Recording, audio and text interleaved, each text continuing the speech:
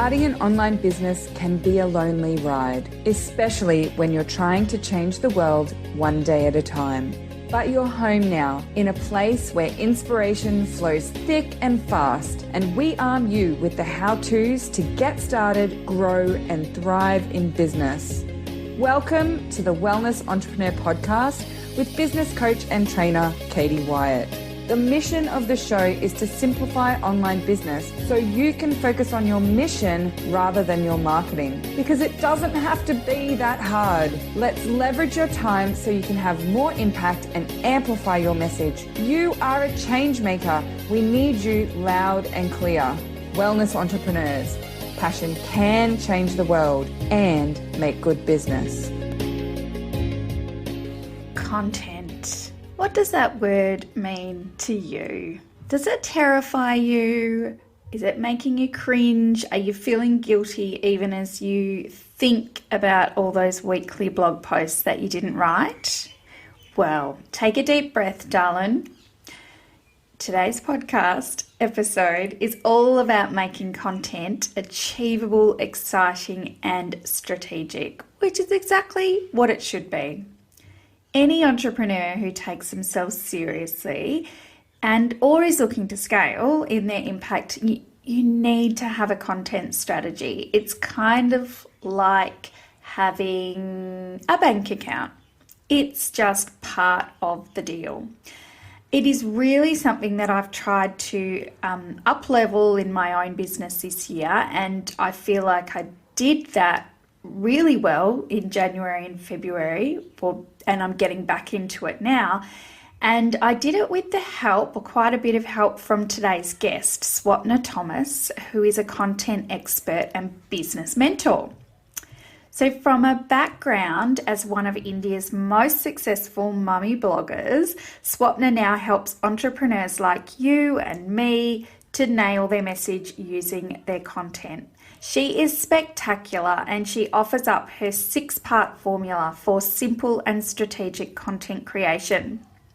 You are going to love this one, and you are going to go mad for your own content after listening. But before we jump in, I just wanted to talk to you about where I will be on the 28th and 29th of May this year, 2016. I will be at the Artful Business Conference, and to be honest, I really want you there too. It's a 2-day event of keynotes and workshops for gorgeous creative entrepreneurs created by my favorite gorgeous creative entrepreneur, who you all know, the other half of Lady Boss Chats, Miss Elle Roberts. I'm speaking this year, which is super, super exciting, and I have some awesome content planned for everybody there, but that's actually not the point. It's not the reason that I'm going, not the only reason that I'm going. I would be going regardless.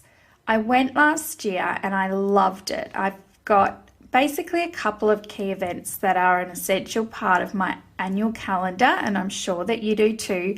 And Artful definitely sits at the top of that list. It's just, it's got all the juicy, fun, savvy business speakers that you would expect. But what I find even more compelling is the vibe in the room. You can arrive alone, knowing nobody, and the introverts in the audience will probably shriek in horror, but you will never be lonely.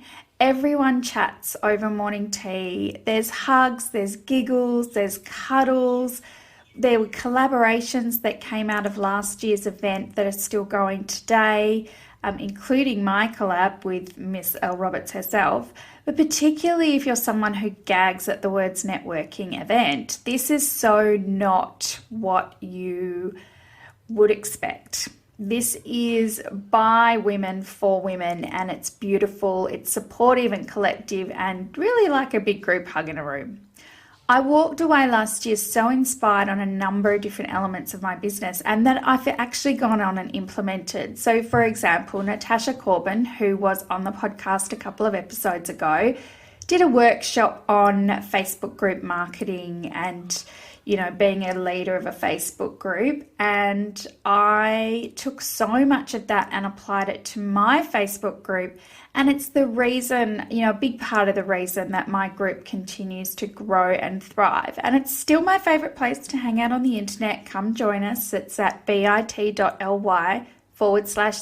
grow, thrive. And I know that this year is going to be another step up again. I can't wait to check out what all the speakers are going to be talking about. There's such diversity. It's just brilliantly exciting.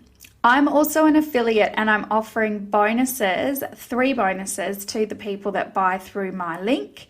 All are about ensuring that you get super connections and value from your investment, because I know that sometimes we go to events and we love it at the time and then we don't implement, or we only meet one person and we feel like we've kind of wasted an opportunity. With my bonuses, this is not happening, because what it involves is basically a pre-event online mixer, a meetup during the event, it'll be slightly different for virtual attendees, and then a post-event implementation workshop. So there's no chance that you won't get total value from your investment, because you'll have a small supportive tribe of people who you've connected with even before you get there and who are working with you to implement all your learnings and ideas from the event. So you can attend it in person in Melbourne with me, or virtually from anywhere in the world, which is really super cool. And the online chat room goes off. Like, everyone that's there in person gets real FOMO, because the online chat room is just so engaged and vibrant. So it's a really, you definitely want to carve out 2 days to just sit, wherever you are and watch the event, because it's awesome.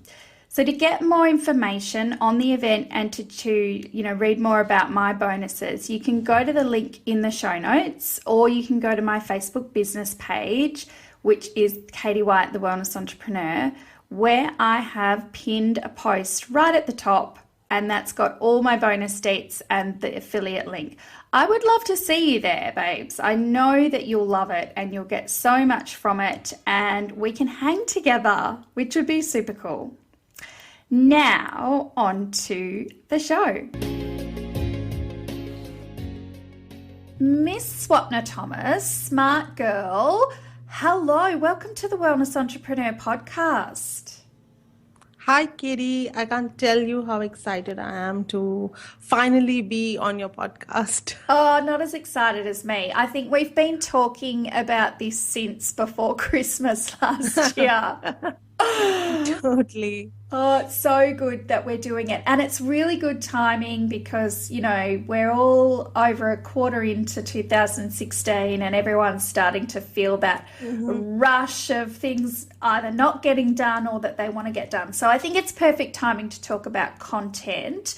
And you are the content queen. You're a content and business coach. And from my perception of you, your obsession for good content has come from your days as a mummy blogger. So take us back and tell us a bit about the Swapna Thomas story.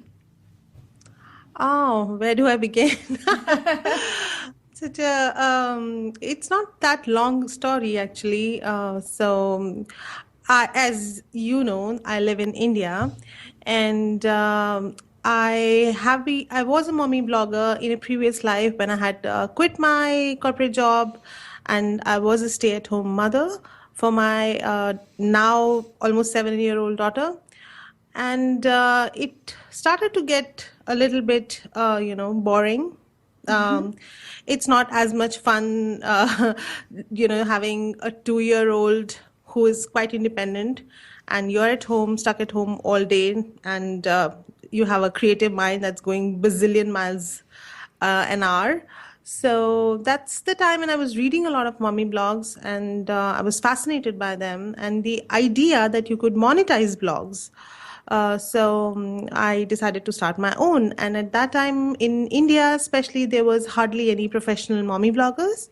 So I was almost like a pioneer in that field.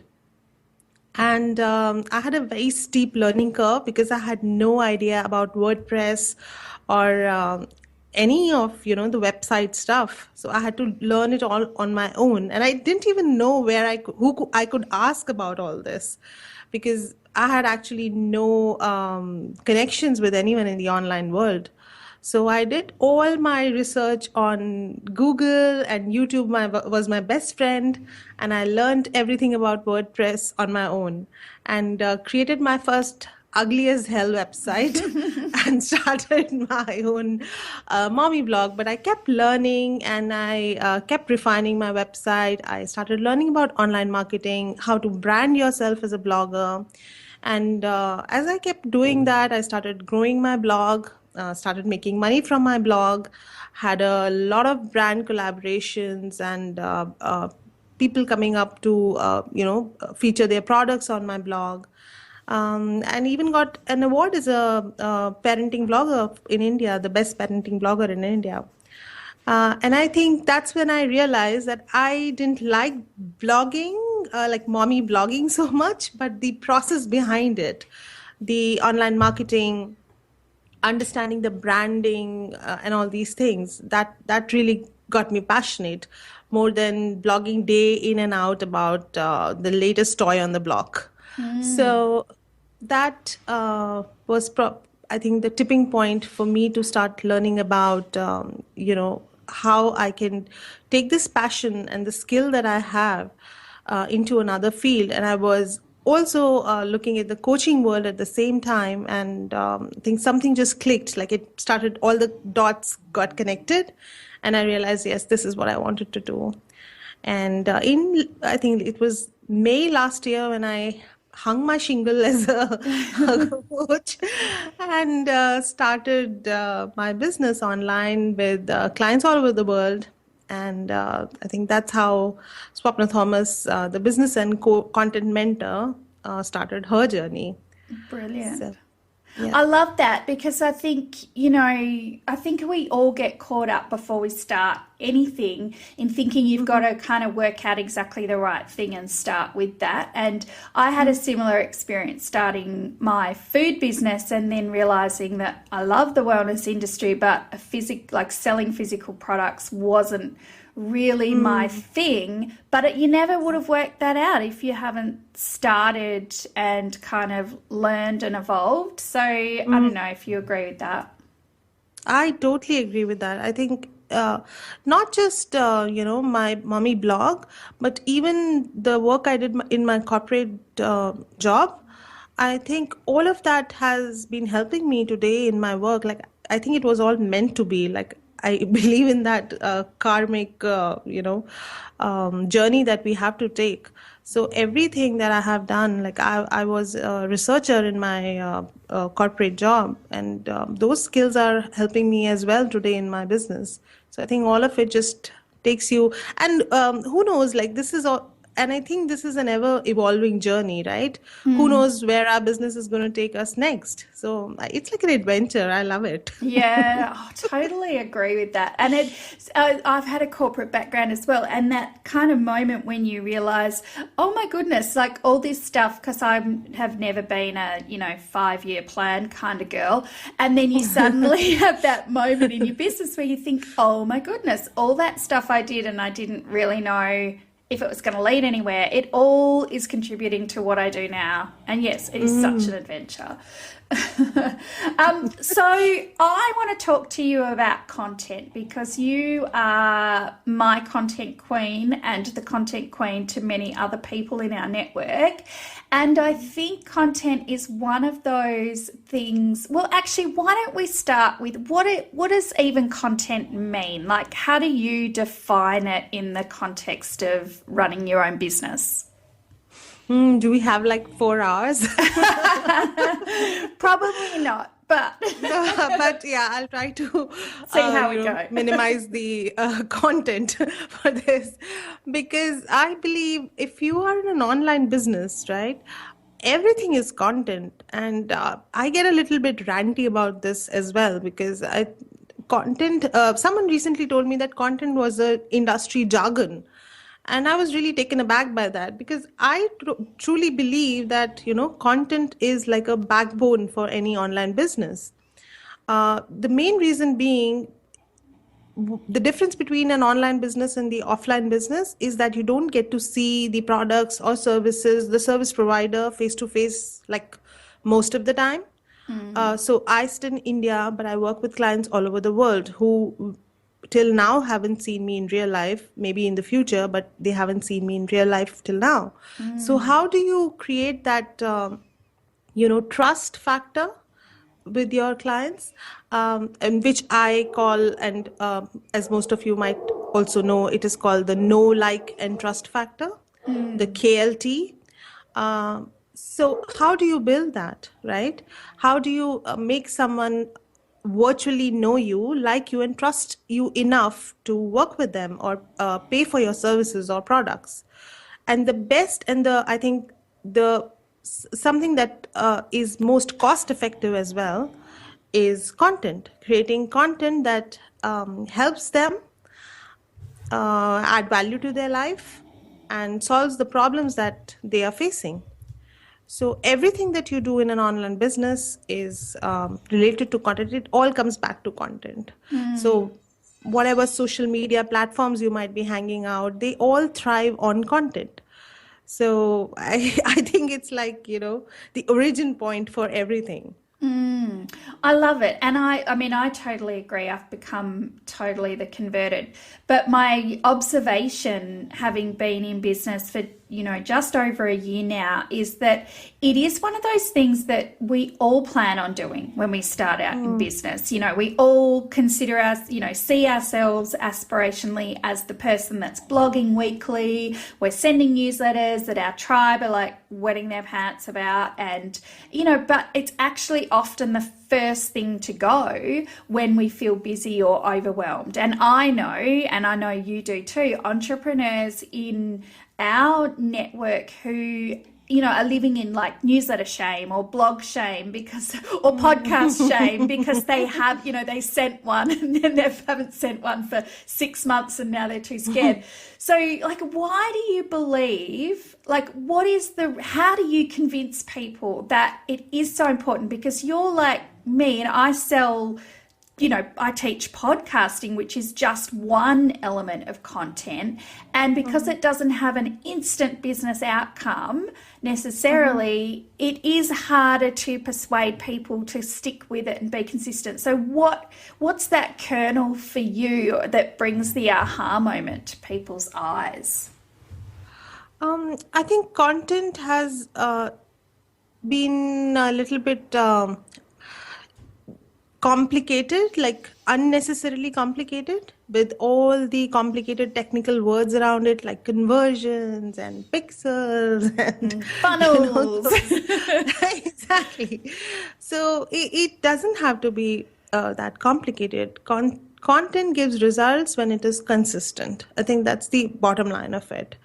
And if I have to convince somebody to look at content, why content is important for their business, all they have to do is to look at the biggies in their niche, whatever niche that they might be in. Just look at the people who are really doing, walking their talk, creating the kind of results that they aspire to create for themselves. And you will find that they have been creating consistent content.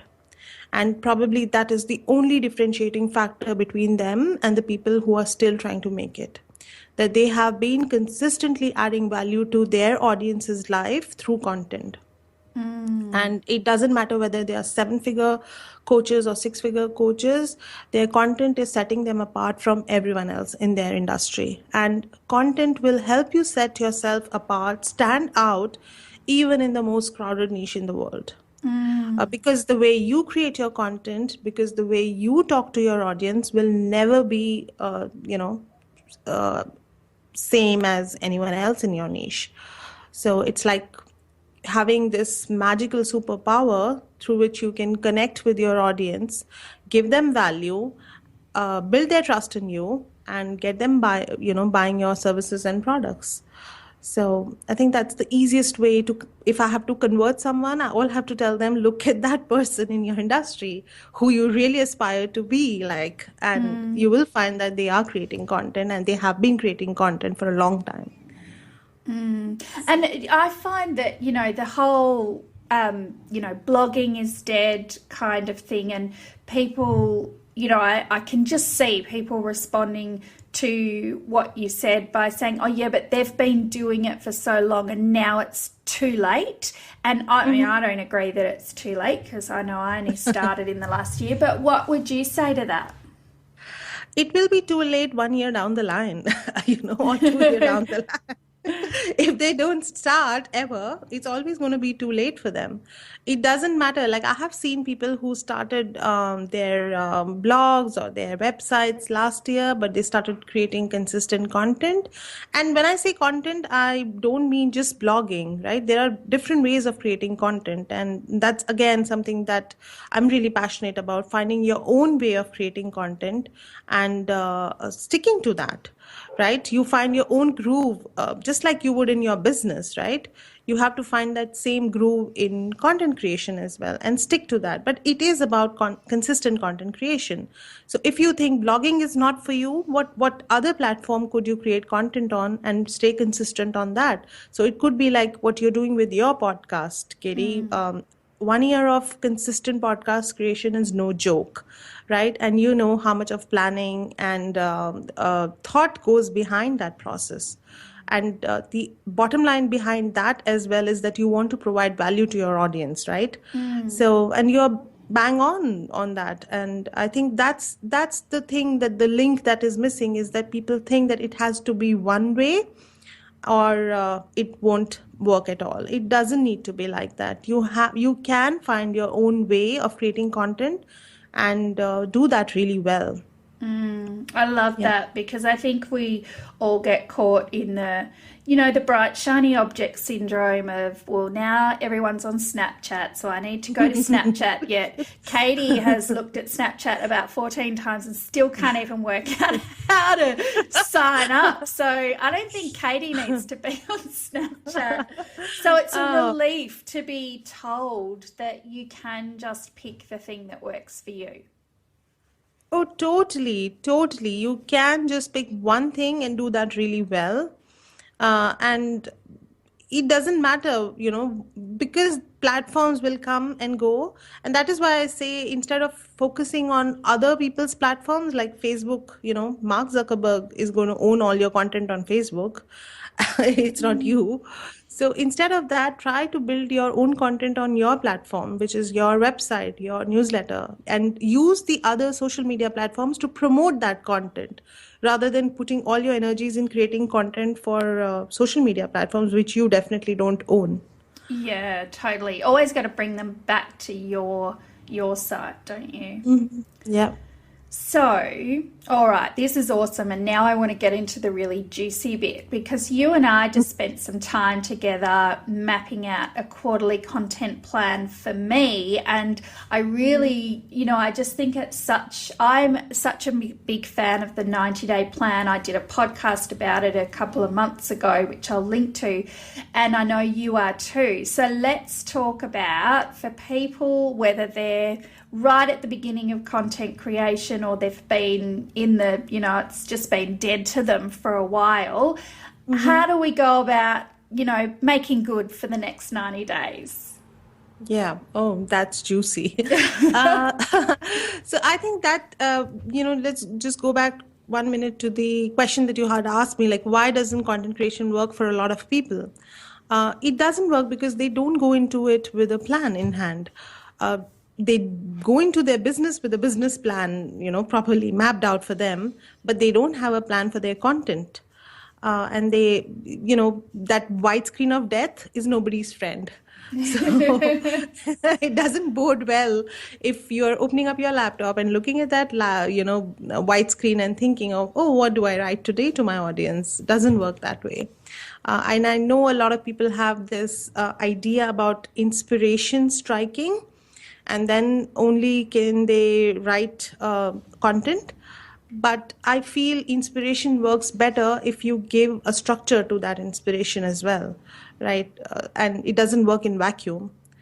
So, so that's why I'm a big fan of planning your content. And I think my way of planning content starts with what I what is a very simple term, which is categories. And you know how passionate I am about categories. Getting I your do. categories nailed is the first step, I believe, to creating content that is awesome. And without complicating it, it is basically being really clear about what do you want to be known for, right? So whatever industry you're in, what are the 3 or 4 or maximum 5 things that you really, really, really want to be known for?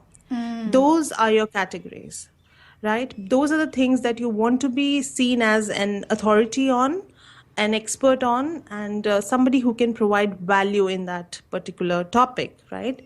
So pick those 4 or 5 topics before you start your content planning. That's the first step to do. I think that's And some, brilliant. And I used that with one of my clients recently who's a Mhm. health coach, and we nailed her categories down to being like fitness, gut health, and something around mums after having babies, kind of getting back to their own wellness and better Yeah. wellness. So it Yeah. really works to focus you, doesn't it? Oh, totally. And sometimes people get a little bit, broad with their categories. Like they'll have 10 different categories that they think that they want to be known for. But if you really focus and if you're really clear about who your audience is, you will be able to narrow those down to, 4 to 5. Like those are the 4 to 5 categories that you really want to be known for and become an expert in, and become the go-to person in that particular topic.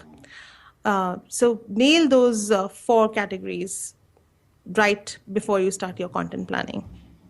So once you do that, then the second thing is to consider your publishing schedule.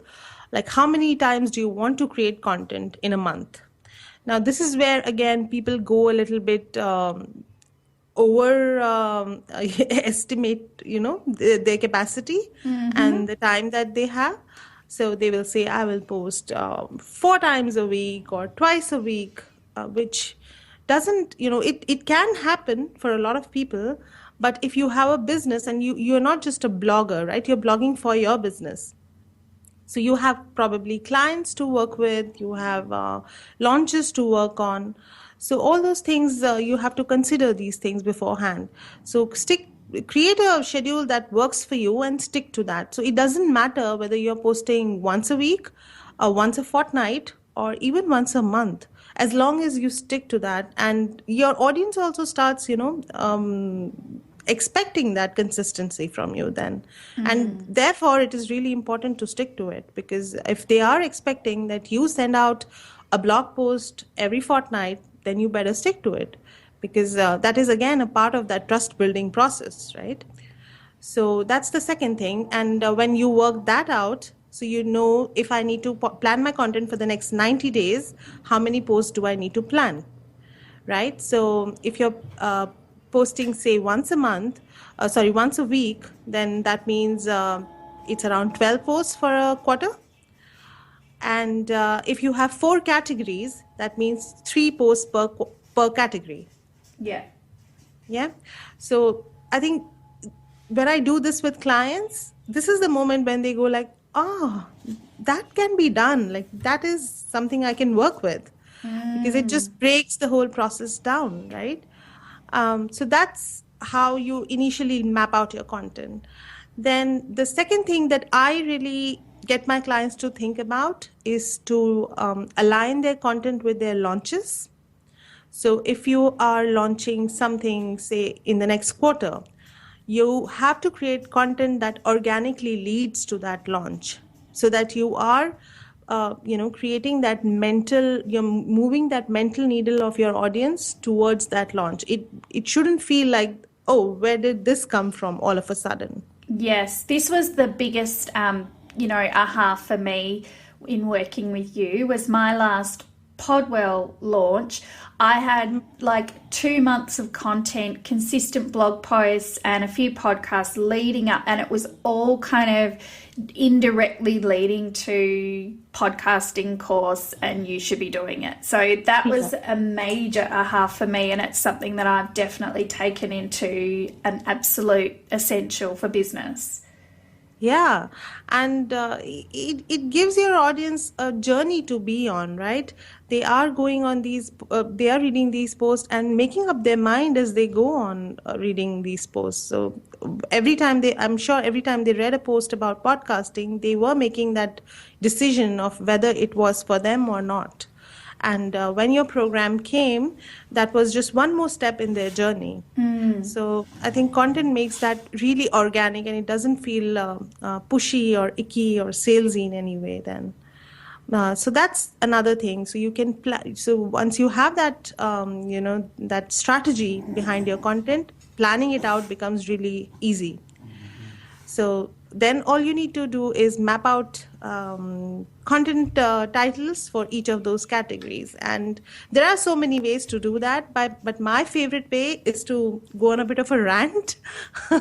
So whatever your topic is, what are you most passionate about, right, in that topic? So like you said, for your client, right, it is about self-care for mothers, new mothers, right? So what is it that she sometimes gets really ranty about when she sees mothers who are not taking care of themselves after they have given birth? So what does she really get passionate about, and what is it that sometimes she wants to tell these mothers and like just hold them by the shoulders and tell them, listen to me? And because the reason behind that is, I feel that you need to take a stand for your audience. You have a big message, but that message cannot be watered down, or it cannot be tiptoed around. So you have to take that stand, and it also acts like a audience filter at times. Like there will be people who will say, "Oh, I don't like that tone of yours," and they will unsubscribe. But that's good. That is good, yes. That is good, because those people are not your ideal peeps anyway, right? So I use it as an audience filter as well. I think it's a great way to see who fits into your universe and who doesn't. So create content that sometimes gets people going and maybe hit a few unsubscribes as well. Totally I know. okay. We really can't cope with seeing the unsubscribes, but I'm a big believer in, yes, it's good. It means that people are deciding whether they're kind of with you or not, rather than just passively floating along. Yeah, totally. Yeah. And I think you wrote a brilliant post about that as well. Are your people just tolerating you, or do they really love you? Oh, and I loved wonder that who I post. planned that piece of content with. Oh, what a team. Hashtag smart girls. I know. I love being on your content team. Oh, you are my content team. So that's fine. Are there more steps after that? So that was, yeah. So basically, once you have mapped out, that the categories and what are the different posts that you want to write in each of the category with your publishing schedule, that's it. Like you have 12 topics lined up, and then you can start creating content. But again, my caveat here is that don't think that you can write 12 blog posts in one go. And that is again something that I've seen a lot of people talk about, batch writing stuff. Like I'll batch all my content for 6 months and I'll be free. that doesn't happen because life gets in the way. So what you can do though is have this content map with you, and each month create what I call a content creation retreat. So for book in 4 days, 3 hours for 4 days, and just work on your content. So and I have a blog post about this, which talks about this in detail, like what are the 4 days for. Yeah, and we will link to that in the show notes because it's a brilliant post. Yeah. So it's basically about, you batch like things with like similar tasks should be batched together. It cannot be that you start writing a blog post from start to finish, uh, put your images in, do your SEO, and then schedule it out. It doesn't work like that. So instead of that, you have to break it down into similar tasks. So one day you just focus on research. Now, the next day you focus on just free writing. The third day you go back, clean up all the posts, add structure to them, give them headlines, sub-headlines, and finally you add images, do your SEO, plan your social media posts, and then get them ready to go for each month. I think that makes it far more easier than the idea that a lot of people have around content creation, which is like creating as you go. It sounds so simple, Swapna. It can be if you start with a plan and stick to it. Awesome. And so any kind of hot tips for the people that are just thinking, it all sounds so good in theory, but I'll miss a day or I won't do my content for that month, so it's all fallen apart. What do you say to them? Forgive yourself. Doesn't matter. Like, even if you fall off the wagon a few times, don't give up on content. Like, it's not because content doesn't work.